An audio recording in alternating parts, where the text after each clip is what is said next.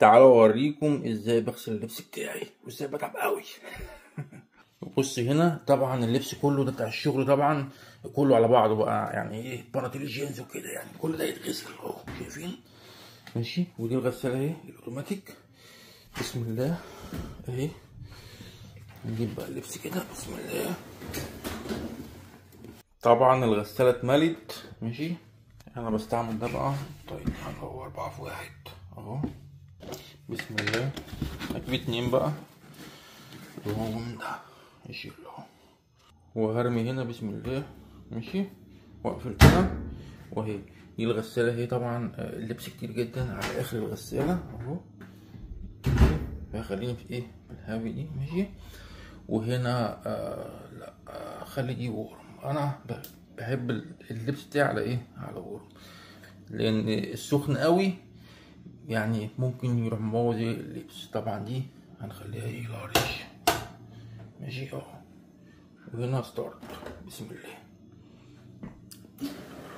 تبدأ بقى المية بتنزل ايه، ماشي. انا ممكن اغير دي اخليها سوبر الصراحة. ليه بقى؟ لان مليانة على الاخر، يعني على الاخر خالص. 5 بناطيل جينز وغير بقى اللبس الكتير بقى.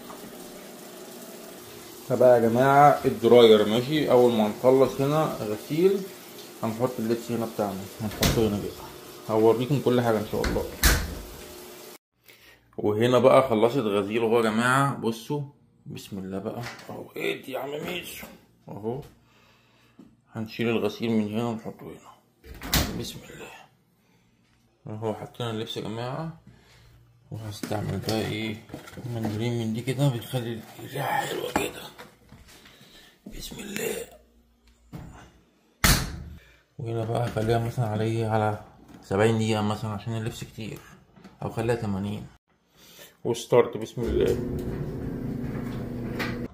لما تخلص بقى هوريكم اللبس نشف ولا لا. وخلصت، تعالوا نشوف بقى اللبس نشف ولا لا بسم الله. هات واحد جينز كده، جينز بسم الله. بصوا يا جماعه مولع، طالع ايه مكوي مكوي، والتاني اهو مكوي مولع والله. والفوطه هي برضه طالعه ناشفه ايه، شايفين؟ ومكوي. شفتوا بقى ازاي بتعب في الغسيل؟ ولا بتتعب ولا حاجه يا عم، مفيش اسهل من الغسيل هنا والله. يلا الغساله اوتوماتيك والدراير اوتوماتيك وكله اوتوماتيك.